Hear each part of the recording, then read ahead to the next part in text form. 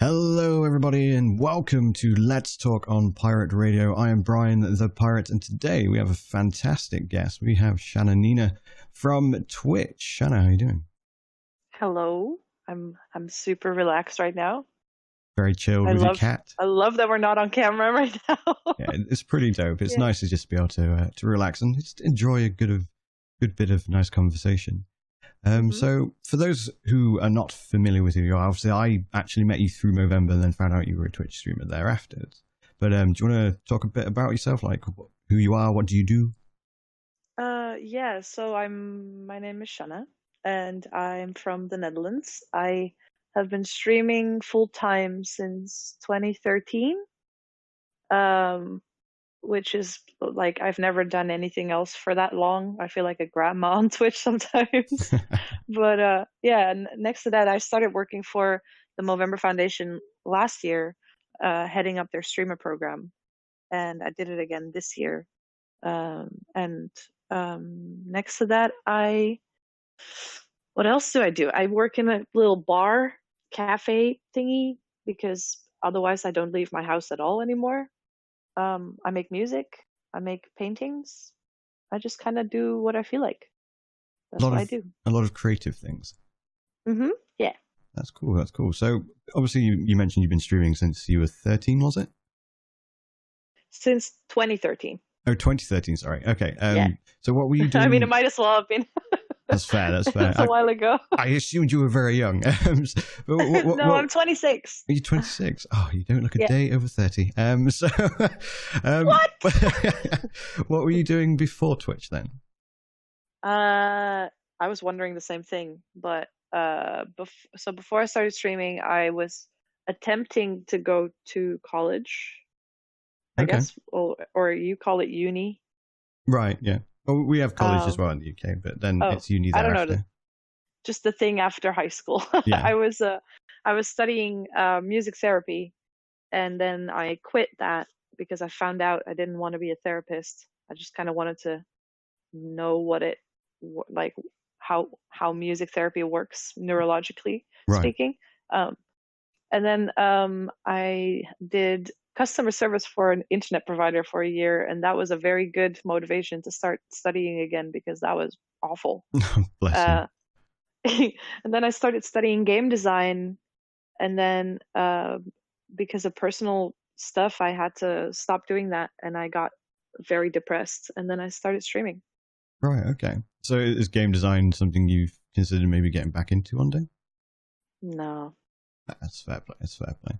So obviously, yeah, no, I just had to pick something, and there's only so many things you can do, and I wanted to stay in the same city. Right. And I like video games, but I don't have any talent for any kind of. I mean, I like the brainstorming part and thinking of things, but then the actual execution of things is not my jam. Right, that's fair play. I mean, I was in a similar situation when I was in college. I was studying English language, English literature, media studies, and computing. And the chap that was teaching us computing was the most monumentally dull man on the planet. And he had these like profuse shakes from drinking coffee all the time. He basically lived off coffee. And it just put me off from computer because like I'm a huge tech enthusiast. I love technology in general. I have all the best tech when it comes to like computers and just general gadgets, things like that. But my passion for what was going to be going to like development and coding and stuff was just murdered, just flat out stamped upon by this profoundly boring man. And I ended up like quitting computing myself. So I kind of understand where you're coming from. But it still interests you, right? I have the same thing with music therapy. Like I still really love reading about it and like watching videos about it and stuff like that. But it just didn't interest me while studying it. Yeah, I think like I by all means enjoy the creative process. There are parts in game development that I would like to be involved in. So, for example, I'd perhaps consider doing some voice acting at some point. More of just a like, oh, I did a thing, look at me kind of thing. Yeah. Not like we worked on this game with 2 people for 5 years. Yeah. But for the most part, I prefer being on the outside looking in and just being like, oh, so this is how they did it. This is how they got this functionality or mechanic into it and stuff like that, and the creative process. But I wouldn't go into programming or trying to learn code again, because I just couldn't do it, unfortunately. So you've been streaming then on Twitch since 2013. Yes. And obviously a lot of that, from what I've seen over the past year or so, has been mostly music based. Did you start off as a music streamer then, or? No, I started because I found Twitch because I started playing a lot of StarCraft 2 when Wings of Liberty came out. Okay. And there's a streamer called Day9TV who I used to watch a lot, and he kind of broke it down. He did some really funny videos on Justin TV back then. Yeah. And I found him, and then I kept watching him, and then Justin TV turned into Twitch, and I kind of like I said, I did kind of like my whole foundation of what I thought was my life kind of crumbled. Can we swear on this podcast, by the way? Yes, I am Brian the Pirate. There's plenty of swearing, don't worry. It fucking crumbled.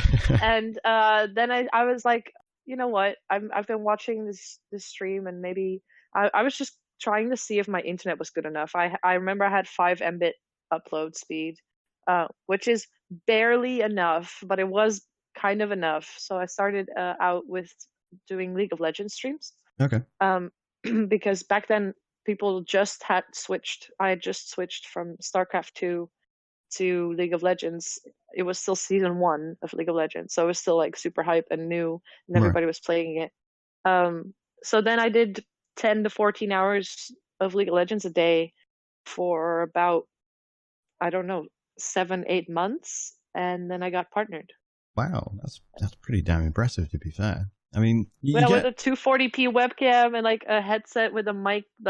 I remember my first donation I got, because I didn't have a donation button or anything at the start, but my viewers kept nagging me to make a donation button. Right. And I remember the first donation I got, I bought a SteelSeries Siberia V2 headset. It was a white one because it had blue lights coming out of it, and I thought it was like the coolest thing ever. But it was a really shitty microphone. They had really shitty mics in the SteelSeries. They did, to be fair. Yeah, and that was my stream setup. It was a 240p webcam, a SteelSeries Siberia, a mouse that cost me €4. That was like one of those travel ones that like the tiny, you know what I mean? Yeah, like yeah. The laptop, small little diddy one.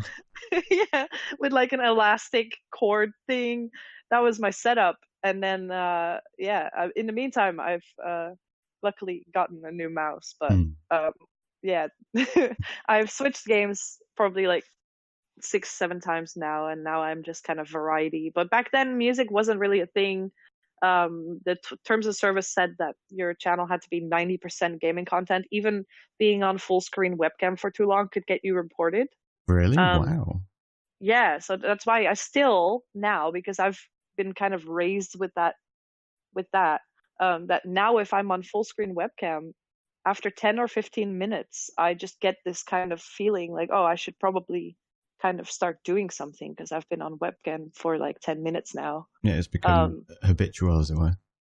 Yeah, so for me, it's kind of like super uncomfortable. I feel like I should be doing something by now. Like the first 10 minutes I can be on full screen webcam, and then I'm like, I should be getting into the game by now. While sometimes people sit there on full screen webcam for 6 hours and talk to their chat, and they have lots of interaction and lots of viewers, and I'm just not raised that way as a streamer. I guess it makes me uncomfortable. Well, I can understand that. Obviously, if you've been doing something for literally years, and then suddenly it's like, oh, by the way, it's all changed. You're like, what? Stop that! So you can't make things change. I'm too autistic for this. But I just want to keep doing things the way I've been doing them.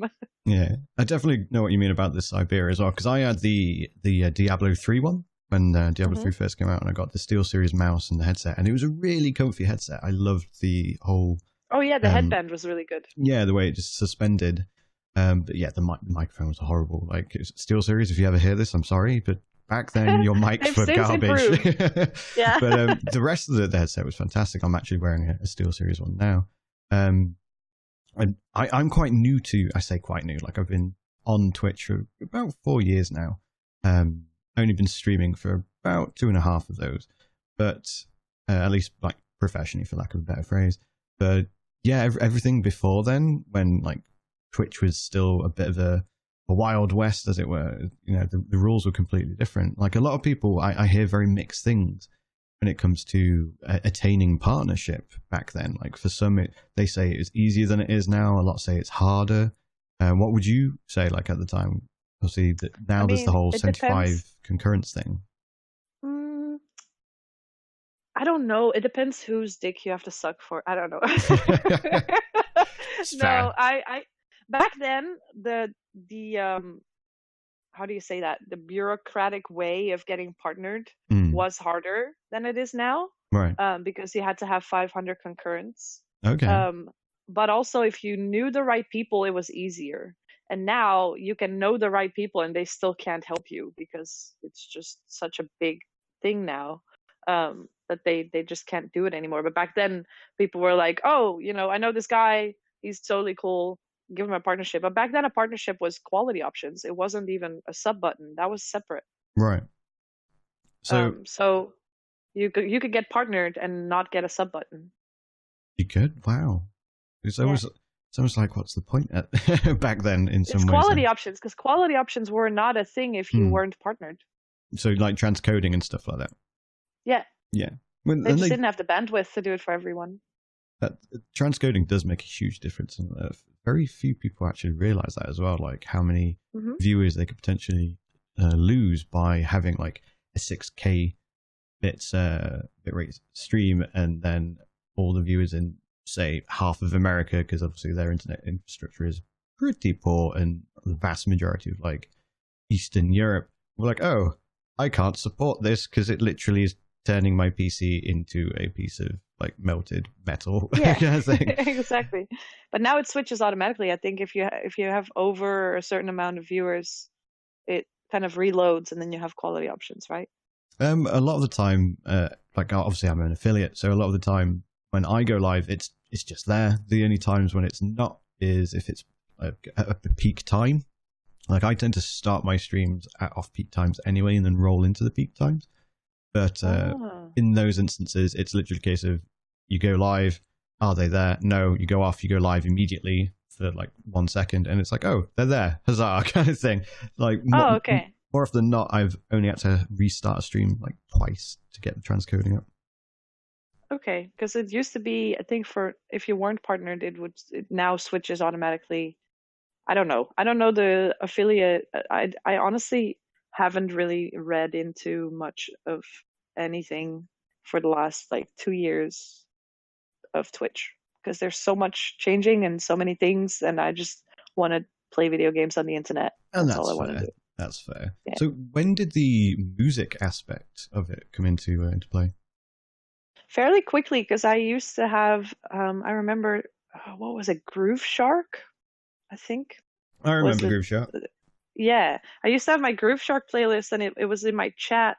I had well, not in my chat, because Nightbot wasn't really a thing back then either. Right.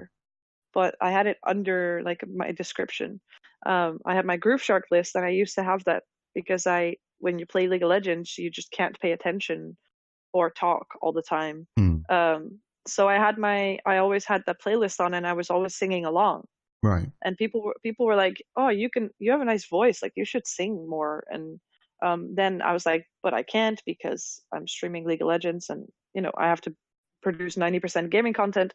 So what I used to do was when I was queuing for games, I used to sing a few songs. Okay. And I've put my Siberia headset on my desk with my mic facing me, and then grab my guitar, and that would be my. It's really shitty audio, but it worked. And then eventually Twitch. It did, yeah. People started donating for songs and like subbing and all of that. And then Twitch made a long while down the road, because I'm talking like 2014, January, February 2014, when I started doing this. Which I started streaming in November 2013. So a long while down the road, Twitch made creative. At first, they made not playing, like in the directory. Right. I used to sing on League of Legends, and then I got a lot of hate from people in chat being like, "This is not League of Legends, you're the attention whore, blah blah blah." Wow. So I always put it to not playing when I was playing music, which means you don't show up anywhere. So only the But people then, that have already found this stream. yeah, or Right. that follow you, yeah. And then I would flip it back to League of Legends when my game popped, you know. And then Twitch made creative. Then we started doing it on creative. And then we started doing it on. There was a Twitch music section, but it was only Monster Cat. I remember it was only Monster Cat, and we were on there, and we didn't get much traffic from there. So we've always kind of been this gray area, I think, Right. because Twitch, if Twitch wants to promote us the way they promoted other creative streams, because they did the whole Bob Ross thing, and you know, they did push the creative artsy side of Twitch a lot. But I think the reason they can't do that with us is because it's such a gray area copyright wise. Like if I sing a cover and I put it on YouTube, I get a lot of like I can't monetize covers on YouTube. Stuff like that. So I feel like if they were to promote us big time, they would also run into a lot of DMCA problems and stuff like that. So I kind of almost wish they're not going to promote it, because it would give us a lot of issues with copyright. Even if you do all the audio yourself and you don't use any samples, or you don't, you know, use a backing track or anything, it's still, if I upload a cover of me doing anything that somebody else has made on YouTube, I get demonetized. Yeah, it's almost certainly to do with the fact that obviously you cannot breach copyright with record labels because they will go ham, kind of thing. It honestly surprises me that they haven't gone for Twitch yet already, because they must know. Like, maybe in the early years you could assume some naivety of what Twitch is and that people are using like thousands of songs in the background of their gameplay, but surely by now, like, they literally got a record label involved with Twitch Sings. Like, they must know that a lot of their copyrighted material is on there. But but even singing covers is a little bit of a gray area. Like, not just playing Spotify or something, but I do that too. But you know, I just I feel like they can't go after everyone, and if they're going after anyone, it's going to be the big fish, you know. Oh, for sure. They'll be like, oh, so is this person a partner? Yes. Oh, they're getting lots of people in front of them. Yes. Okay, they're also going to get a lawyer then, because they're about to get sued. Yeah. But obviously that leads on to Twitch Sings. So you were a finalist of Twitch Sings 2019. How was that? Because that's I was actually talking to a colleague terrifying. about it. Sorry, I interrupted you. No, it's no problem. I was just I was talking to a colleague about it before leaving from work. I was like, oh yeah, I'm going to record a podcast with my friend Shanna. She was on this thing called Twitch Sings, and they have no idea like what Twitch Sings is. They're familiar with Twitch, but otherwise that was it. I was like, yeah, so like these were the criteria. They almost won like 20K and stuff like that, and they're like, whoa, that's huge. And it is huge. Like, that was, I thought you were the sweetest thing when you got on stage, and you were just like, hi, I've sang, can I go now, kind of thing. I just thought it was really, really sweet. But that was been really huge for you, like getting on stage and doing that. Yeah, because I don't have any experience performing other than online, with the reason that I have insane stage fright. And it's not even that I don't think I can sing, because I know I can sing. It's just that when I get up on a stage, my body just quits whatever it naturally does. I don't know. My limbs start shaking. Like, I just want to go to the toilet and stay there for the rest of the night. It's just very bizarre. It's this fight or flight kind of thing. Yeah. And it's not a fear of failure or anything. It's not a rational thing at all. It's a pure physical kind of anxiety that I get when I'm on a stage, which is why lately I've been trying to do it more, because I feel like if I do it more often, it's going to be less scary. And something you perhaps get used to. Yeah, so I actually am singing in Amsterdam tomorrow at a bar, which is a big deal for me because it terrifies me, which is why I feel like I should do it. You know what I mean? Because I feel like if stuff doesn't scare you, it's probably not gonna make you a better person. I can get that. It's always cool. That makes sense. It does. No, yeah, it does. Because like, it's always cool to push yourself beyond your limits, as it were, as cliche as that may sound. But if you always limit yourself, then there is no more room to grow. Whereas if you go, right, well, let's see if we can do this thing that I haven't been able to do before, and then achieve it. But getting up on stage at the Sings thing was a bit of a different story, because the bar I'm playing at is like 30 people, and it's, you know, cozy, and people are chilling and talking to each other and sitting down and having drinks. Here it was just this massive stage that's bigger than my house. Yeah, Literally. it was huge. It's huge, and you're there, and there's no band, there's just a backing track, and you're standing there, and you have to kind of fill that whole stage with just you know. I And was quite surprised by how much stage there was, but I was both impressed, but also like, that's a lot for one person to fill, kind of thing. yeah, especially people that don't have any performance, kind of like a lot of us, probably most of us don't have, most of us finalists, I mean, didn't have any stage experience other than Mermaid. Yeah. There's not really any of us that are really gigging or anything. We are just doing it online, because it's more our comfort zone, you know. Of course, yeah. So it was very uncomfortable for me. I didn't watch it back at all, because it just, I don't wanna watch that back. I get very uncomfortable watching myself back. Okay. And I know that I could have done better, that I do better when I'm live on my own channel. I sing better normally than I did that day, but I didn't die, so I guess I won that day. You know what I mean? Yeah, I get what you mean. Like, my legs were shaking, and I didn't come off as nervous as I felt, which is good. And I really did beat my own mind that day, which was really nice, and I felt like I achieved something, even though I didn't win. I felt like I did win for me in a way, because like a year ago, I would have never gotten up on that stage. Yeah, like when you look, yes, albeit you didn't get like this grand prize, but the fact is you made it there in the first place against literally there's so many thousands of people. Yeah, there's thousands of people, and then you have to get voted through by your audience. I was in a bracket with Mike the Bard and Megan Lennius, who are both people that I admire as a musician, and I've known Mike for 6 years. Like, it was I was not expecting to get through that in the first place. I was like, you know, Mike and Megan, they're both these people I look up to, and, you know, I just think they're better than me. So I was like, you know, they're probably going to get voted through. And then I got voted through to the finals, and it was very hectic, because I was also running a booth for Movember. Yeah.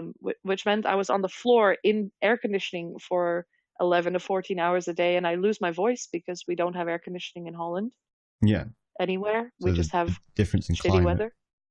Yeah, it's just very dry air. I bought a humidifier. I couldn't go to any of the parties at TwitchCon. I couldn't really I feel like, because they did the finals on the last night, on the last day, I couldn't really enjoy much of the other days before that, because I wanted to be a responsible adult, and I wanted to, you know, preserve my voice and not shout over loud music. So I didn't go to any parties.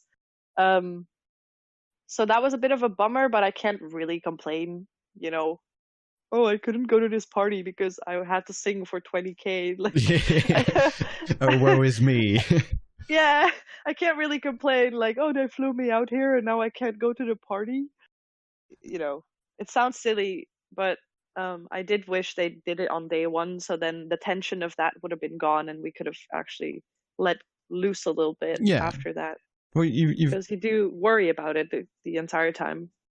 You've got the like FOMO aspect of it, the whole fear of missing out. Oh, I'm being good. I'm I'm not going out and partying or whatever. So yeah, you can completely appreciate it. And then of course you've got almost the paranoia, pretty much of, but I could lose my voice. This could go wrong. So I might fall over. You know, things. Yeah, I did lose my voice that morning. I couldn't talk. That's why I did the nose flute solo, because I couldn't hit those notes anymore. That was fantastic, by the way. When you were just like, "Do you want to hear the nose flute?" and I'm just like, "Yes, we want to hear the nose flute." That really tickled me. I think people remember that the most, but I also think that I kind of ruined it for myself with that, because I don't need any gimmicks, and I felt like I did, or something. I don't know. how I feel. But I have on my Tinder profile now that I played my nose flute in front of 30,000 people. So there's that. That's pretty fantastic. I mean, I would wholeheartedly agree. You definitely didn't need any gimmicks, but at the same time, it was something that showed character, like that you can have a laugh. It wasn't just like, oh, I'm going to sing and then do some crazy high note, or I'm going to do this. It was just something that showed more of, Shanna behind the microphone, as it were, rather than just here's a song. Yeah. Thanks for listening, bye bye kind of thing. It was part of the performance, and I really appreciate that. And it, like I said, it did really make it into me. like one of the after movies on that Twitch that I posted on Twitter. So that was really cool. Are you ready for the nose flute solo? Yeah, I was impressed. To be fair, I was impressed that you dared to do it. In fact, so kudos to you. I was so terrified. I cried. I walked off stage and started crying from just release of all of that tension. And like Emily was waiting for me because Emily and I became really close over that weekend, and she was waiting backstage, like in the side. How do you say that? The curtains. Yeah. And I walked off, and I fell into her arms basically, and just started sobbing because it was just so much. I was so terrified, and it was such a relief that it was done, like a release and a relief, I guess. Yeah. And I was really relieved and really proud that I did that. Yeah. It was very close as well. Yeah, the first and second place were only I don't know if I can disclose that, but they were very, very close. Yeah, to be fair, like everyone put on a phenomenal performance, and I brought some friends with me. I was like, oh, I'm going to go watch Shanna, and they're like, oh, what are you going to watch? And I was like, oh, Twitch Sings. They're like, oh, okay, we're not doing anything, let's come with. And then afterwards, they were like, holy shit, I'm so happy you brought us with you, kind of thing. And I didn't know what to expect of like all the singers, and I was genuinely floored by everyone's performance, like every single time. And people made brave choices, because I feel like my choice of song was very safe, because I was like, I already have stage fright. I'm not gonna do any crazy high notes. I'm just gonna pick a song that's in my range. Like I'm gonna just get through it alive, But like one of the guys picked Chandelier, and people were really going all out, and it's so ballsy. I really admire that. I mean, it's always cool to, like, okay, he who dares wins, as it were. But at the same time, it's also sensible to play it safe and project the best version of you, as it were. So but I did my best. I did my best song in the audition, and then I couldn't do it again on stage. So that was very dumb of me, basically.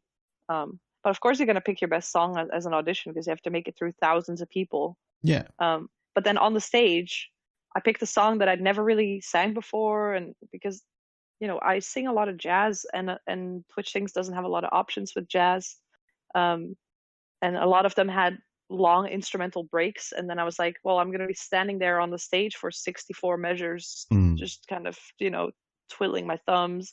So I had to pick something that didn't have any solos in it or anything, and it kind of limited my choice as well. Which I limited my own choice, basically. But I just feel like my voice is best for kind of jazzy songs. But I also am not the kind of singer that does all these crazy vocal gymnastics and runs and ad libs. I listen to a lot of classic, like Ella Fitzgerald and Etta James, and I listen to a lot of these classic voices that don't need that kind of decoration, if that makes sense. It doesn't need, they don't need to sell their voices. It's just, it comes from the soul, and you can tell. And that's the kind of music I listen to, and the kind of singer I want to be as well. And that sounds really, really cool. I mean, to be fair, it's very un-American. And that's another thing as well. With obviously a vast majority, even now, of Twitch's audience being like North American, essentially. Did that have an influence on like what you sang, or what you sing even on stream? No, I do feel like American audience, especially people that don't make any music themselves, want to be impressed by somebody's voice in a way that's different from Europe. Right. I feel like people want to be impressed with loud high notes and runs and like all these crazy things.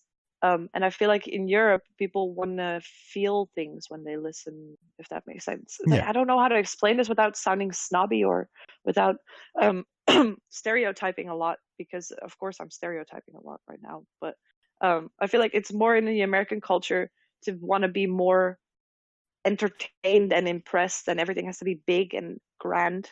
And I feel here people appreciate people staying true to themselves a lot more.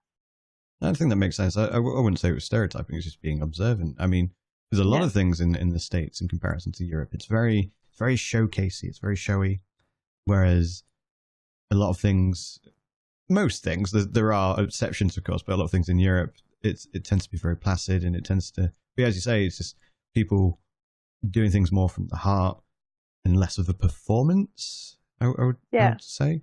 So no, I Yeah, just like stay completely true agree. to who you are. Just show us who you are, Hmm. and that I feel like that gets appreciated a lot more here. Um, Also because there, I feel a lot of it has to do with money and business, and entertainment industry is a lot Hmm. bigger there. The glitz and the Um, glamour. yeah, I feel like they really like that, all of that. And I feel like especially here in Holland, like we're the most down to earth people Hmm. probably in Europe. So we're just kind of like, we have a saying that's like, doe maar normaal, dan doe je al gek genoeg, which means just act normal, that's crazy enough. Right. I actually Like that's everybody cool. just, I like that. yeah, Might like use that. everybody just yeah, just act normal, just be yourself, just don't don't blow your personality up to an extent that everybody can see as fake. Hmm. And even as content creators, I think there's a fine line between putting on a little bit of a performance, maybe adapting aspects of your character to make them maybe a bit more louder or a bit more excitable or enthused. Yeah, but But everybody does that. it's I personally prefer to be as genuine as possible and as sincere as possible. But at the same Me time, too. I have a lot of admiration for friends who are like character streamers and stuff like that. But there are occasions where you'll see someone stream, or just a content creator on YouTube, for example, things like that, and you do see the character, and you're just like, that's a bit fake, kind of thing. Like they're trying too hard. That's very disingenuous, and there Yeah, and is. I don't like that, but there's people that like that, you know? Hmm. Like Dr. Disrespect didn't get big for no reason.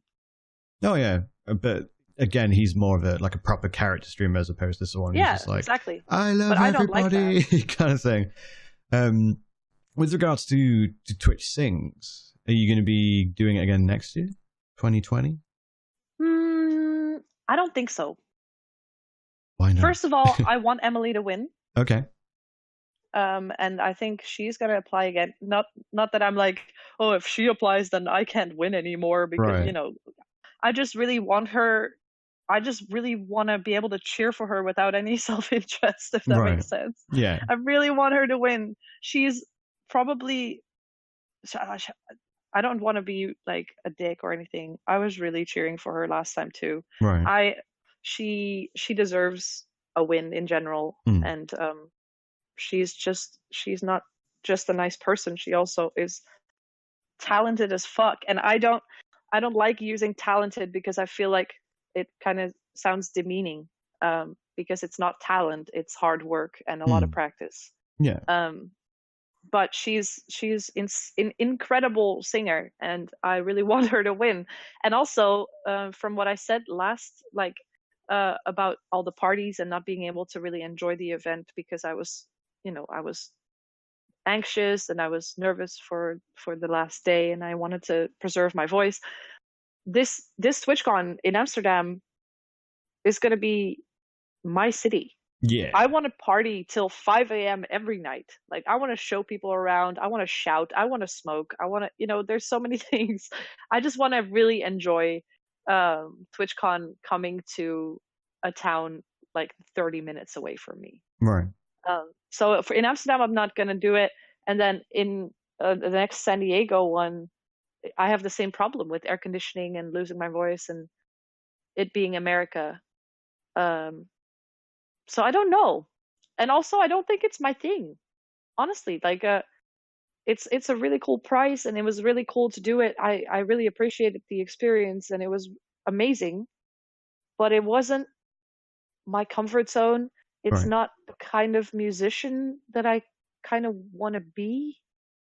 Um, like I don't want a big stage with 30,000 people by myself with a backing track. I want jam sessions and interaction and a band and like hanging out by a piano and just slamming some keys. You know, I just Yeah. Something a bit I more really intimate. something a bit more intimate and something a bit more where I can show more of my personality, which I feel like these kind of talent shows aren't the right place for. Right. Um, so I honestly don't know if I'm gonna do it again. The only reason I would try and do it is the money, but Mm. then how much is that worth? I mean, literally 20K, but you know Yeah. what I mean. But then you've got the record label as well, and then you obviously have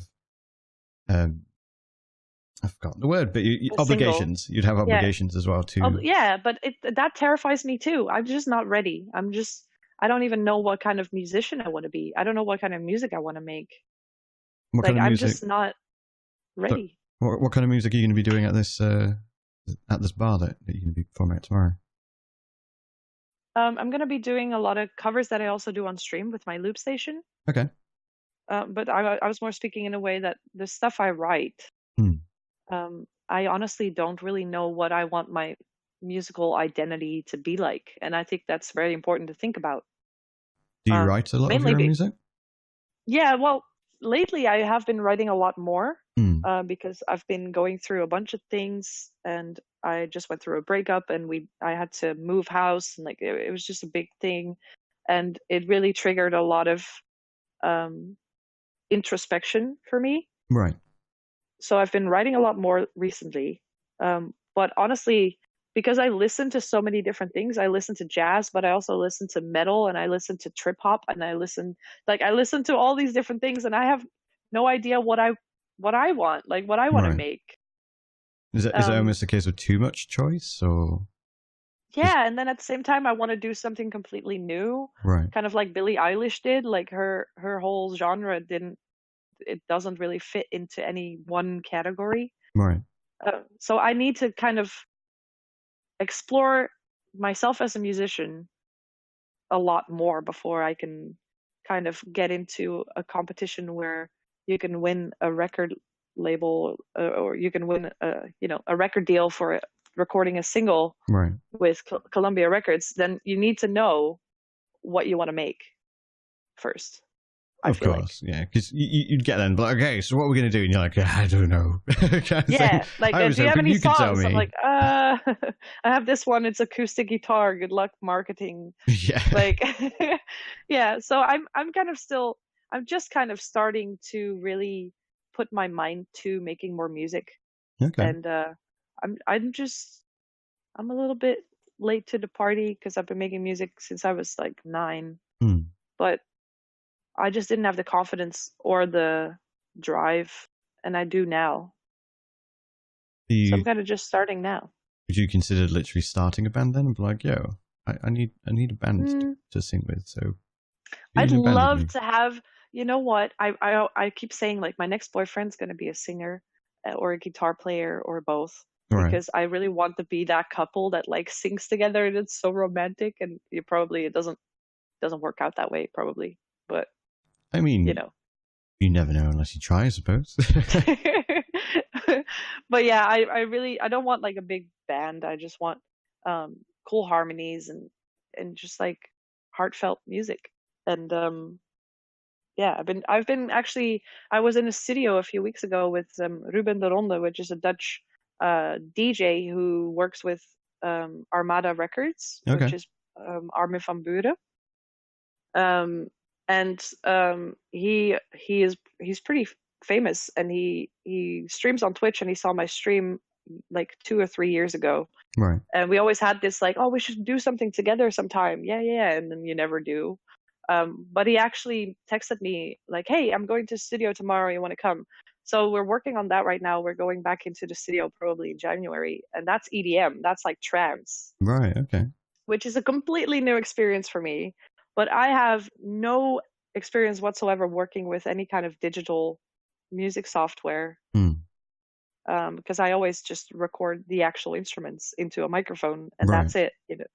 And it's really cool because he has a lot of experience using Ableton and producing. So then I can tell him, because I studied classical music for 14 years. I have a lot of music theory in my head. Right. And I can tell him like, oh, what about if we do this and this? But then I can't translate that into the software, but he can. So I'm Right. kind of like kind of spamming all of these thoughts at him, and he just kind of clicks into the thing and he just kind of does it in the computer, and then it's this collaborative kind of thing where he is able to express what I'm trying to convey with the software, which is really cool. So that was a really nice experience, and I can't wait to go again because it was very organic.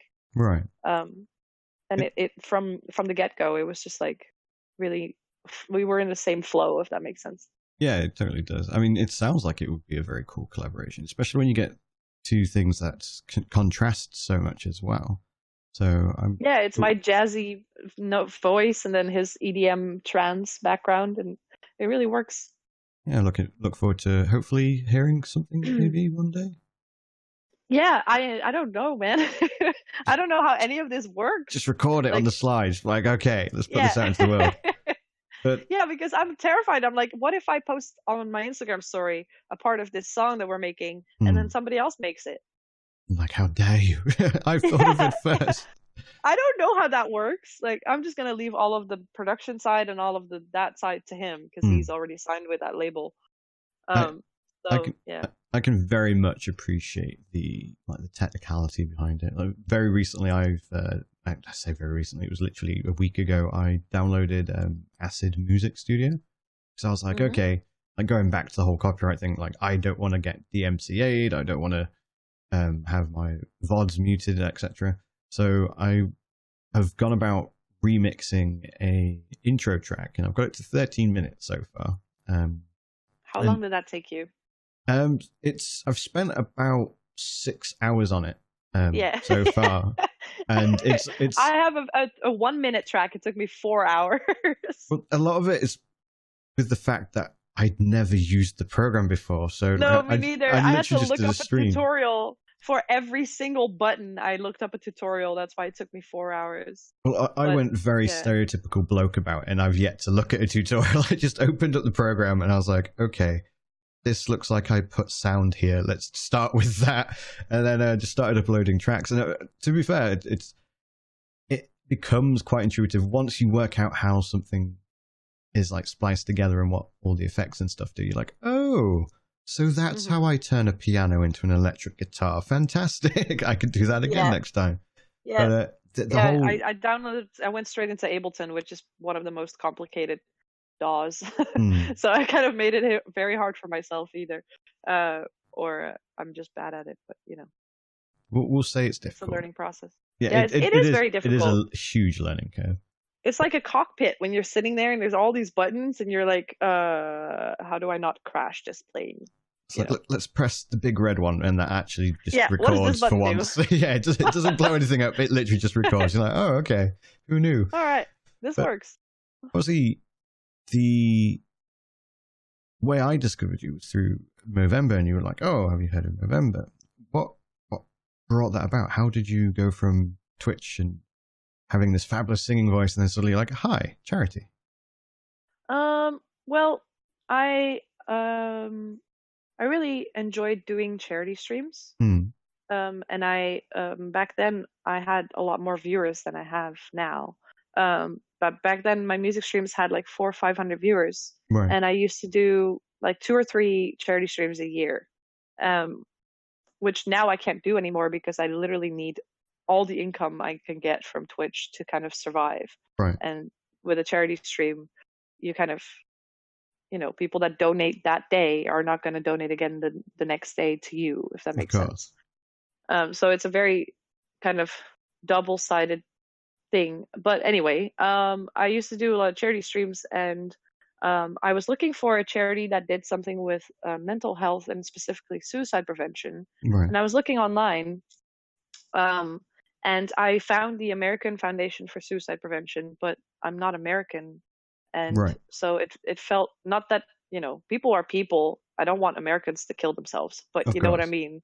Like, I wanted to do something more global, or at least more around me. Hmm. Um, and then I couldn't find anything. And then somebody suggested Movember, and that they had just added mental health to their campaign a few Right. years before, because before that it was just prostate cancer and testicular cancer. Yeah. And they added mental health as a big push kind of thing. And so I did a Movember stream. I baked cupcakes in my kitchen with two of my friends, and we put little mustaches on them, and it was really cool. Yeah. And like in 4 hours, we raised £1,000. And then I realized it was all very kind of messy. Hmm. Like um, they had promised me front page and then forgot to request it. And I didn't really know how to set up Tiltify. I kind of had to figure that out myself. Right. I didn't really know where the money went or whatever, and I didn't really hear from them. And then like 5 or 6 months later, I got a thank you, and I was like, they should really tap into this more, because Twitch is so good for charities. And you can see with St. Jude's and like all of that there's millions and millions of dollars being raised on Twitch, and you should really tap into this Hmm. because So I emailed them that. I was like, hey, I realized there were some improvements you could make, and you should really tap into Twitch more, because I feel like you could raise a lot of money there. Right. And I feel like this is a cause that fits the gamer scene very well, because it's mostly men. Of course. And I mean, they say 50% of gamers are women, but I feel like the audience is very men dominated. Oh, for sure. Like we have stats. It's a men's world. Yeah, we have literal stats that confirm that. Like, yeah. So I feel like Movember fits that very well, because it's also a young charity. It's also something that doesn't have gray men in suits representing them. It's just like a very kind of lads, kind of blokey kind of thing. right. So I was like, this could really work. And I emailed them. I was like, hey, I've been streaming on Twitch for 5 years, and I have knowledge about what streamers want from charities. I know who to reach out to. I have a network. I can help you.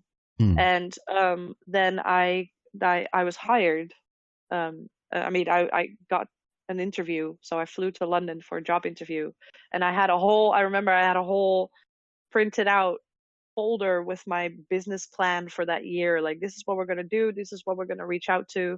We're going to reach out to stream teams, because then you only have to talk to one person to get to 20. Like, I had this whole thing thought out, and they were really impressed. And then I was hired. And then the first year I worked there, the income they got from Twitch quadrupled. And then I was hired again this year.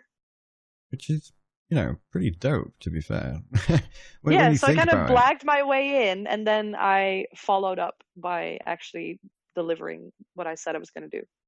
Well, the thing is, you say you blagged your way in, but from what you described there, you went in swinging, if anything, because a lot of people go, okay, I've got an interview, and then they'll go to the interview and they'll talk, and they'll be like, hi, I'm a person. No. I like the job. This job didn't exist. Exactly. Yeah. Like, I just kind of was like, hey, you need somebody to do this for you. I want to be that person. And I kind of created that position for myself, if that makes sense. Which is incredibly impressive, because obviously, like you say, that well, it sounds a lot more impressive than it feels. I'm just kind of like, I just want to do something for charity. Well, let's think of it this way. I have always known what Movember is, because I'm in the UK and they were pretty dominant here for quite a while. I did Movember, not streams, but raised money for Movember before I even discovered Twitch. But when you look at it globally, especially in the States, I would say, or at least North America, in the last year and a half, people have gone from what's a Movember to, oh yeah, Movember, that charity. Like, you've clearly been doing something right for so many people to be aware of what Movember is now. Yeah, it's crazy, isn't it? And obviously, as you mentioned, it's quadrupled. So that's pretty dope. Yeah, well, I don't know what we did this year. The results I don't have them yet. But because of my move and like the whole breakup thing, I feel like this year I couldn't really give it 100% of my energy. Mm. And luckily, I had help from an intern who they got in for the crazy months. So Yeah. like the month before November and November itself. Yeah. So that really saved my ass because I was packing. I was very stressed out. I've been very tired emotionally. Like I've been very depressed lately. Right. So I really feel like I couldn't really deliver. I feel like we raised less than last year, but I'm not sure. But I just feel like I could have done more this year, and I really hope that they understand that my personal situation just didn't allow me to do as well as I could do, if that makes sense. Yeah. But I didn't really. I haven't talked to them yet. But yeah, I it's a mental health charity as well, so they should really understand. But it's also there. I'm being paid to do a job, and I don't feel like I delivered as much as I could have. And yeah, so I'm mostly kind of disappointed in myself for this year's campaign, but Right. I don't know the outcome yet. But it's curious that you say that, because from like I was saying, from what I've seen, a lot more people seem to be aware of what November is now. So I if anything, I was expecting it to be more from just all the streamers that I know have been like, oh yeah, November, I'm going to raise money for November. Whereas like Well, a in lot of comparison people last actually year, said they were going to and then didn't do a stream. really, Yeah, a lot of people confirmed with me and then ended up forgetting or not having time, right? which is fine. I'm not going to be like, no, you have to because you said you would. But Yeah, of course. we have a list of people that are going to stream for us, and then that list is like 100 people, and then if only 30 people end up doing a stream, it's a bit of a different outcome that we can't really have any influence over either. Of course. So Well, it's always a bit. Always you can only tell at the end of the month. one, I imagine they would be very understanding, and two, it's a volatile thing anyway. Streaming in general is quite volatile. Things change all the time. Like I was raising money for November this month, but I didn't manage to stream anywhere near as much as I wanted to, because of things in life. So I imagine they'll be like, you know what, here's chance, like your second chance kind of thing. So I'm confident because you did do a good job in my mind. So if they've got issues, just send them my way. Thank you. No, it's no problem. It's no problem. It just makes me more motivated for next year if I get rehired, because I'm a freelancer for them, right? I'm not on their payroll. I just send invoices for my hours. Yeah. And so if they want me to do it again next year, it just makes me now more motivated to actually do even bigger and better next year. Because I feel like with the Twitch Sings thing, I couldn't really focus on the Movember booth either at TwitchCon, where we could have done a lot more. Like there's just too much going on for me personally, and then I'm kind of doing everything half-assed instead of doing one thing well. You know what I mean? Yeah. Which I shouldn't have done, but it's a learning experience, and I've never had a normal proper job. I've just been streaming for 6 years. There's always room to grow, like we said before. Yeah, like I've never worked with Excel sheets. Like, what is this? Numbers, accounting, what? Yeah, so it's definitely very it's a learning process for me as well, and I'm taking on board all the feedback I'm getting, and if they have critique, I'm not the kind of person to take that kind of stuff personally, so so that I can grow the most from something like that. If I remember rightly, while I was by the booth on one of the days, wasn't the founders there, did you say, or one of the CEOs or something? Yeah, one of the original founders of Movember, who recently started working somewhere else, I think. But yeah, he stopped by for a trim.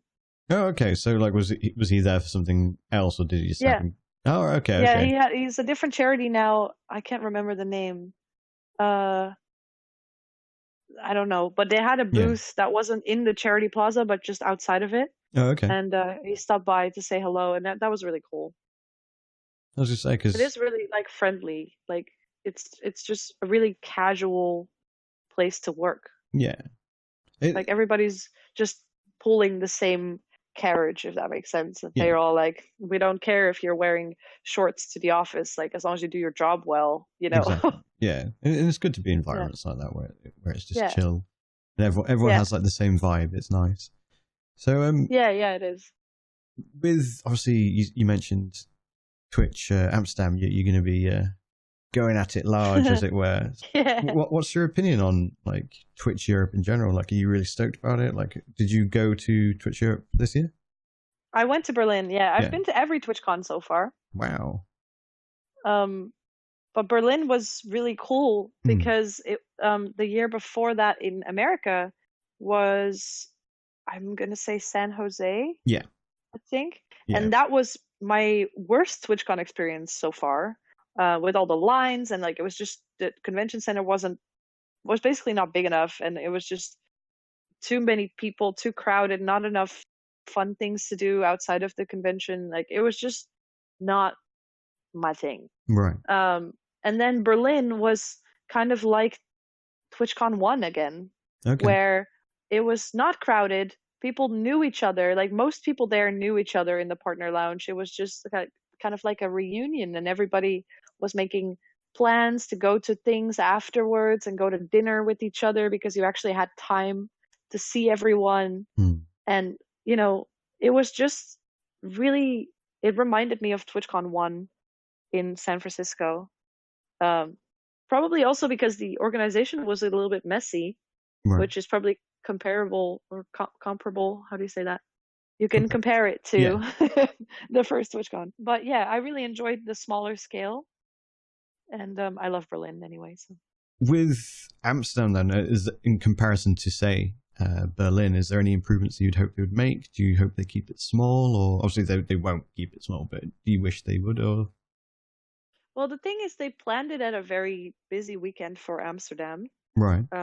Because Formula One is in town the same weekend, and the Eurovision Song Contest.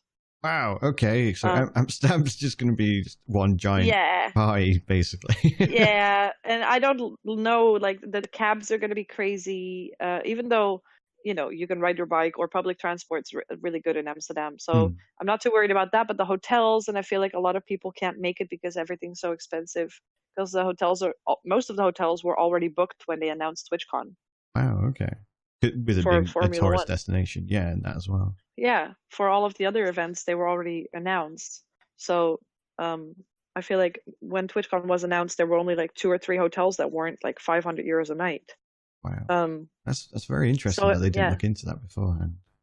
Yeah, I feel like, well, I mean, yeah, I don't know. They don't have any Dutch people working there anymore. That's true. Like obviously for the Berlin TwitchCon, I think the total staff was like 4 people or something like that. 3 people. Well, that would explain a lot. There was also yeah, it's crazy. Yeah, I like, think they're gonna do better this time. Hopefully so, because I did have concerns because there was part of me that really wanted to be behind TwitchCon Berlin because it was going to be in Europe, and like I even as a tech enthusiast, as a gamer, a person, a geek, a dork, whatever pigeonhole you want to put me in, I always tend to be what's known as an early adopter. So like VR, I got one of the first HTC Vives as soon as it came out. There was a convention here in Nottingham. I went to that. It was awful, but I went to it because I wanted more of it, kind of thing. And I wanted to be very much the same with TwitchCon Berlin. So it took me quite a bit by surprise to find that there was so few people organizing at that time around. Because I've done conferences for work and things like that, where I've had to like help organize presentations and stuff like that, and then go on stage and stuff for 300 people, and there was more people in my team than there was for the entirety of setting up TwitchCon EU. So I was just how? To TwitchCon EU? No, because in the end, 1, I had some issues with finances at the time, and 2, I didn't think it was going to be worth it because a lot of the people that were going to go ended up bailing out. This year, I want to really try and go, but again, there's potentially other things that may clash with it, which I won't know about until probably next month, unfortunately. I mean, Amsterdam, I might be a little bit biased, but I've seen most. I travel a lot, because I've traveled a lot. I don't know. I don't know how to explain that, but I've seen a lot of cities in Europe, And even the more I travel, the more I love Amsterdam. It's just probably my favorite city in Europe, next to Antwerp and Barcelona, and then Berlin. I know a It's lot of people that have so been to nice. Amsterdam, and they all say it's really dope. It's so cool. Like even if it's just to see Amsterdam, it's worth it. But yeah, all the Airbnbs are gone, the hotels are gone. It's just they didn't really think that one through, I think. But you know, I live half an hour away. I booked a hotel though because my last train back home goes at 12:30 at night, Oof. and I don't want to leave the party that early because here bars open till 5. That would kill me. That would absolutely Well, kill me. In what? California, when they close at 2, I'm like, what do you mean you close at 2? I'm British. I should be here until 6 in the morning. What are you talking about? So yeah, that Oh, would but be awful. in London bars close at 2 as well. Do they? Pretty sure they do. Yeah, 1 and 2 a.m. Yeah. I swear I've been Because out here drinking people London. go to the bar at like 12:30. And then you party till 5 a.m., 5:30. To be fair, I've only been in London once, which was in Camden, and there was a lot of alcohol, so I can't remember when we left. Oh, It was I late. like Camden. But in Nottingham, Camden's- I literally go out until like 6 in the morning. Or I Oh. used to, not so much anymore. But yeah, because a lot of the time I would be in bars with Linksaria, my friend. I think you know. Do you know Lynx? Maybe if I see them. Fair. Well, we have a habit of going to bars, particularly in the evenings and during the day and all the time. So it's just a case of going, okay, let's go to a Damn bar. British people. But she's a Canadian, actually. So I feel like British culture is very alcohol based. in a lot of ways, like binge culture is definitely a Yeah. thing. The weekends are dangerous to be around for a non-drinker, I would say. Yeah, really I don't drink, and Hmm. the most complained about thing in Amsterdam is British tourists on stag parties. Oh yeah, absolutely. Like stag parties, be it like not even just stag parties, just hen do's as well, or Yeah, they're always bachelorette loud, they're parties. always drunk, and they're doing a lot of laughing gas and stuff like that right now. Like, Yeah, it's just stupid. basically football hooliganism kind of thing. It just goes crazy. Yeah, like if you have loud people walking around Amsterdam, it's probably British. Oh, most certainly. Like when you watch holiday shows and stuff like that, and you're like, "Oh yeah, they went to Ibiza," and it's just like just drunk British guys Shouting. just shouting perpetually, walking up to the camera, just going, "Right, sweet up, no!" And it's like, "Oh my god, why do you have to represent us everywhere?" kind of thing. Yep. Well, us Dutchies are like, just be normal. That's crazy enough, man. Yeah, just be chill, man. Yeah. I think we're just so. I think I really like being Dutch. I really enjoy it. I'm proud of it. When you go to, like, say, the States, and like other than the States, you said you've obviously traveled quite a lot. Where else have you been?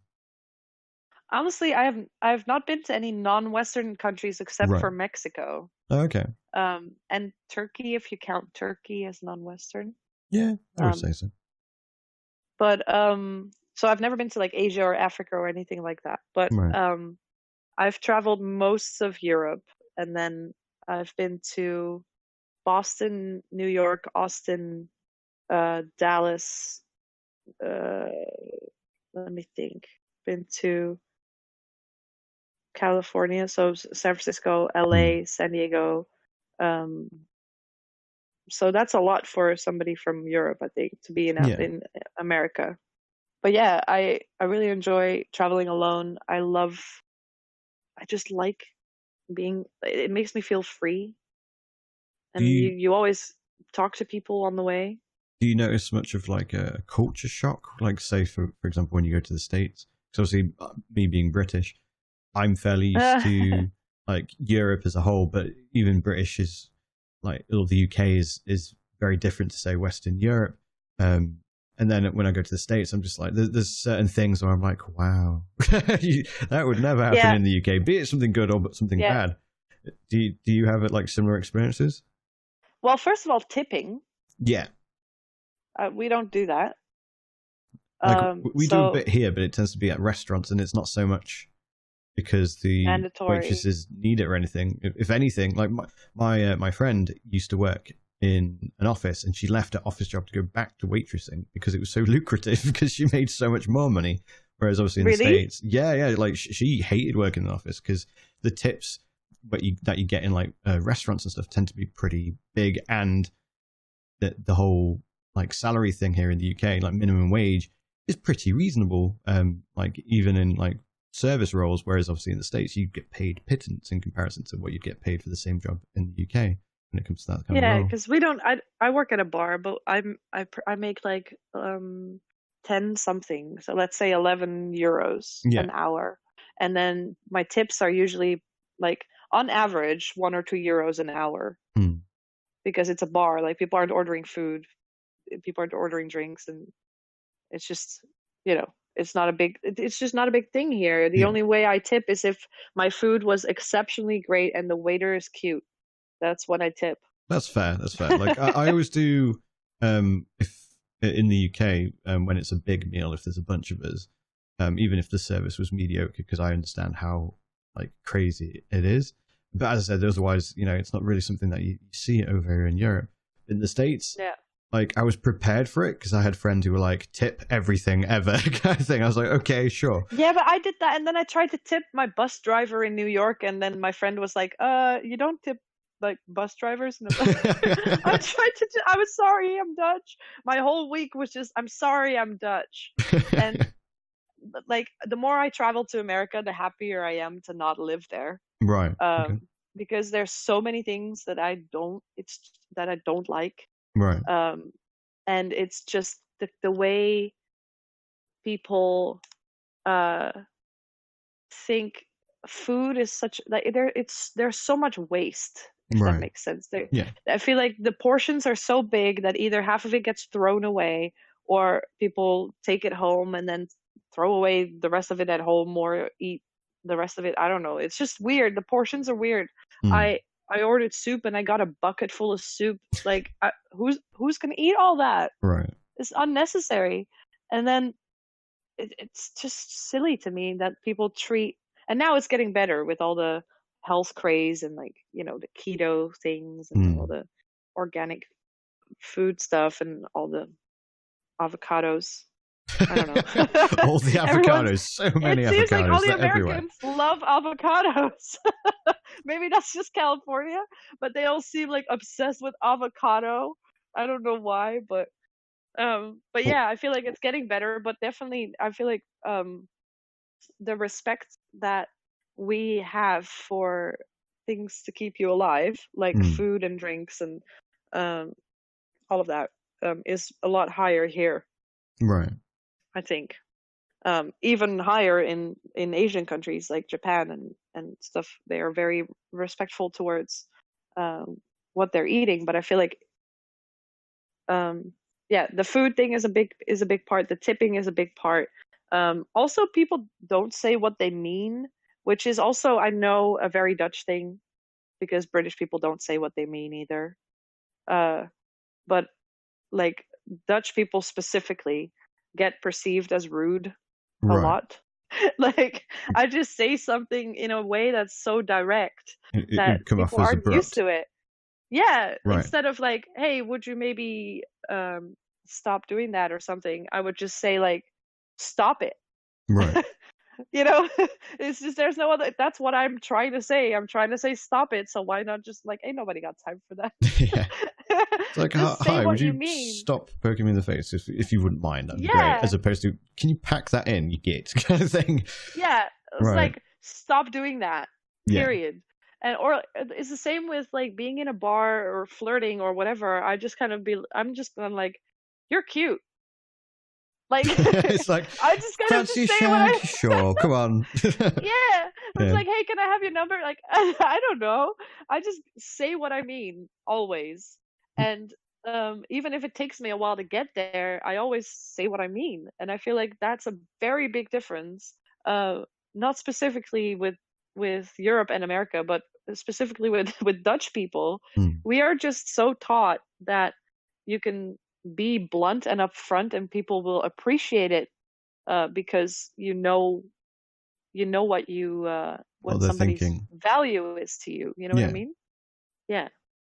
And it's funny, that you say that obviously they tend not to be as honest with what they're trying to say. Because when I go to the States, I always notice how incredibly polite people are.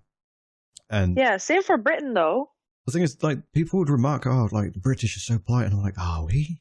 Like, I know we say our pleases and thank yous and stuff like that, and depending on obviously where you go to Britain, there's the whole accent thing, and we sound, usually quite charming in some way or quite polite. But I wouldn't say that we were actually polite. We sound polite, whereas in the States, it's always like, "Oh, how are you doing, Mom? Thank you, sir," and stuff like that. Like, no one says sir or mom here in the UK anymore. That died in like the 80s kind of thing. So it always takes me back when people are like, "Oh, you're so polite." I'm like, "Am I? Are you sure?" Yeah, kind of thing. And like chivalry as well. I noticed that a lot of American guys hold open the door for you, or like pull your seat back before you sit down, or like I feel like I just feel so weird when people do that to me, because I hate it when people call me sir, to be fair, when someone's like, "Oh, here you go, sir." I love I'm like, when "Stop people calling me in sir." England, they say love or darling or sweetheart, and I'm like, "Oh." So he called me sweetheart, but he really, that's just a thing. Like, "Oh, what do you want to drink, love?" or something, and I'm like, "Oh, he said love." Like, it's just because I'm so used to what you say is what you mean, that when people say "hello, darling," I'm like, "Oh, it's so sweet." Right. And it's just a thing that they say. But yeah, when guys do a lot of chivalrous things, I get very uncomfortable, because that's not our culture. Right. So when somebody like going Dutch, like when a guy offers to pay for dinner, I instantly think, "What do you want from me?" Right. Like, you When a calling me guy holds poor? the What are you door doing? open, yeah, like when a guy holds the door open for me, or like make sure I go through the door first before him or something, Right. I'm like, "What do you want from me? Why are you sucking up to me?" Right. Because it's just not a part of how we are raised, or like treating each other here. And it's almost crazy how different cultures can be, even in like 2019, soon 2020. You're literally an hour's ferry ride away from me, and yet there is that huge difference in culture. Yeah, I feel like a lot of people appreciate the Dutch culture a lot when they visit, because you're just not used to knowing how somebody feels about you all the time, and it's very nice. Yeah, it's nice refreshing to know what somebody actually thinks. Yeah. Yeah, I want to go to Holland one day. I've got a couple of friends who are there, and it's something. There's a train now, isn't there? Maybe, sure. Like, there's a 3-hour train from London to Amsterdam. Oh, that might be worth looking into, especially if I can go to TwitchCon Europe. That would definitely be worth looking into. Because I was saying to in the last episode of Let's Talk with Kerry, how I already commute big distances in order to go to airports, to go to like TwitchCon, for example. Like, I will get a coach that's 4 hours to Manchester or London. Jesus. Beforehand, it saves me so much money though, because I was explaining to her that that's crazy. But our country is 2 hours wide. You have to remember that. Yeah, like exactly. In 4 hours, I could be almost in Paris. Yeah, so like a 3-hour train is going to be nothing to me. So I'm definitely going to have to look into that. So thank you for that. That's crazy, because for me, I live quite far from Amsterdam, and that's 35 minutes by train. See, I wish that's London 4 cities was away, Brian. Away. That's 4 cities away. Okay, our country is very tiny and flat, incredibly flat, and very flat. Very flat. There is no mountains. Flat. There's no hills. There's nothing, because it's all how do you say that? We say one ground. Like it used to be the bottom of the ocean. Right. So I live 10 minutes from the beach, but my house is 3 meters below sea level. Right. Okay. So global warming could be the end of Holland one day. That's fair enough. Definitely. Well, hopefully you don't get sunk into the sea. But Well, thanks. That's very nice of you to say. I know you're just being polite because you're British, but you know. well, I think it's just because I want to hear your dope new tracks, and I can be like, "Yo, I'm OG. I heard this first," kind of thing. Like from Rapture, like the Bioshock city. I'm just sitting here like making music. So for our listeners, where can we find you? Well, it's pornhub.com / no twitch.tv/ShannaNina. Although I'm on a little bit of a hiatus right now. I haven't streamed really. I mean, I've streamed here and there, but not really since the end of June. A mental health break after 6 years. Right. But I'm starting again soon. So literally all my social media, my Instagram, my Twitter, everything is ShannaNina, which is ShannaNina. Fantastic. See, I can spell. I know how to do this. I believed in you. I had faith. All these qualities. But thank you so very much for coming onto the show today. This is so much fun. It's good. Thank you for having me. No, it's my pleasure. Like as soon as I started coming up with ideas for this podcast, I was like, okay, I want to get different people on. Like I've got another guest soon that's not even associated with Twitch whatsoever. You have other guests? I have many guests. You? Hopefully, I thought we had something special. Yes, I've made an entire podcast just for you, Shanna. Thank you. But no, I do really appreciate you coming on because I really wanted to talk about the whole music side of things and like where you come from as someone who is involved quite a lot in music. So it was really interesting to not just talk about Twitch and things and that side of things. So yeah, I agree because I always just talk about Twitch and it's just the same old at some point. Yeah, it's nice just to have a dope conversation. But so thank you for giving me your valuable time today. It's been absolutely hilarious. Everyone listening, do please go and follow Shanna. She is an absolute sweetheart.